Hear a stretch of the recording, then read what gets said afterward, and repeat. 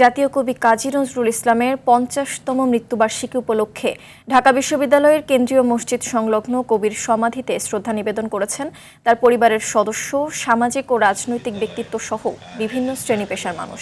সকালে ঢাকা বিশ্ববিদ্যালয়ের বিভিন্ন কর্মসূচির অংশ হিসেবে উপাচার্যের নেতৃত্বে শোভাযাত্রা নিয়ে কবির সমাধিতে শ্রদ্ধা জানান শিক্ষক-শিক্ষার্থীরা। শ্রদ্ধা নিবেদন করেছেন বিএনপির ভারপ্রাপ্ত মহাসচিব রুহুল কবির রিজভী। এ সময় বাংলাদেশের স্বাধীনতা আন্দোলন থেকে ২৪-এর গণ-অভ্যুত্থান সব আন্দোলনের অনুপ্রেরণা ছিলেন কাজী নজরুল ইসলাম মন্তব্য করেন তিনি। রিজভী বলেন, জীবনভর অন্যায়ের বিরুদ্ধে কথা বলেছেন নজরুল।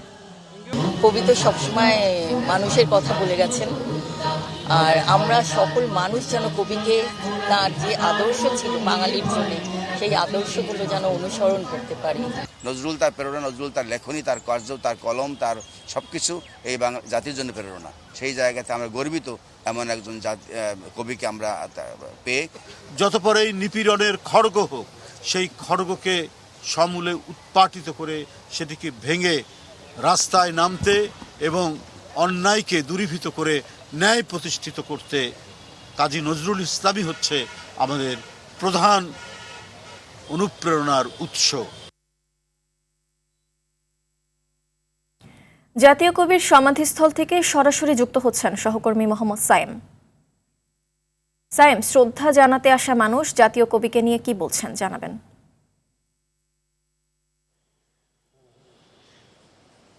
জি, এরা সকাল ৭টা থেকেই কিন্তু জাতীয় কবির এই সমাধিস্থলে তার ৫০তম প্রয়াণ দিবসে বিভিন্ন সংগঠন থেকে শুরু করে, রাজনৈতিক সংগঠন থেকে শুরু করে ঢাকা বিশ্ববিদ্যালয় কর্তৃপক্ষ এবং অন্যান্য সামাজিক ও সাংস্কৃতিক সংগঠনের নেতাকর্মীরা লোকজন কিন্তু এখানে সব থেকে বেশি উপস্থিতি আমরা দেখতে পেয়েছি। তারা এখানে সকলে শ্রদ্ধা জানিয়েছেন। সকাল ৭টায় সর্বপ্রথম বিএনপির ভারপ্রাপ্ত মহাসচিব রুহুল কবির রিজভী তিনি শ্রদ্ধা জানিয়েছেন। এরপর পরবর্তীতেই ঢাকা বিশ্ববিদ্যালয়ের উপাচার্য মহোদয় তিনি শ্রদ্ধা জানিয়েছেন এবং এরপরে কিন্তু কবির পরিবার শ্রদ্ধা জানানোর পরে কিন্তু অন্যান্য সংগঠনের যারা রয়েছেন তারা শ্রদ্ধা জানিয়েছেন। এবং এখানে আমরা আজকে কথা বলেছি কবির পরিবারের, কবির যিনি নাতনি এখানে এসেছিলেন তিনি কিন্তু আমাদেরকে স্পষ্ট করে জানিয়েছেন যে বর্তমান সরকার কবি কাজী নজরুল ইসলামকে জাতীয় কবি হিসেবে এই বর্তমান সরকার তাদেরকে গেজেটভুক্ত করায় তিনি সরকারের প্রতি কৃতজ্ঞতা জানিয়েছেন। পাশাপাশি তিনি কিন্তু আরেকটি কথা বলেছেন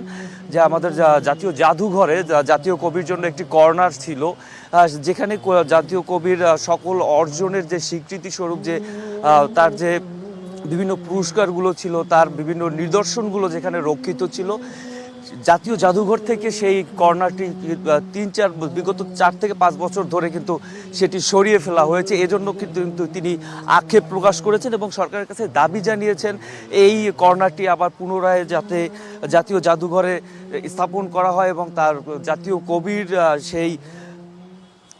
কবির স্মৃতি বিজড়িত সেই সব অর্জনগুলো যেন মানুষের সম্মুখে ওপেন করে দেওয়া হয়, মানুষ যেন জাতীয় কবি সম্বন্ধে আরও বেশি জানতে পারেন।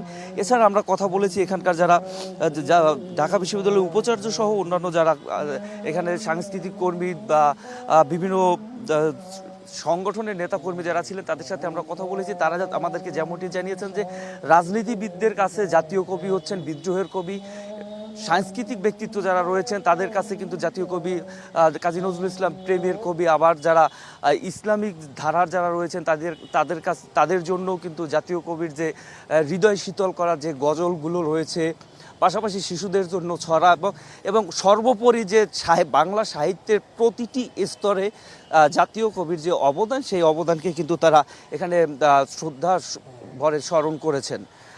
এই ছিল আমার কাছে জাতীয় কবির সমাধিস্থল থেকে সর্বশেষ। ধন্যবাদ আপনাকে।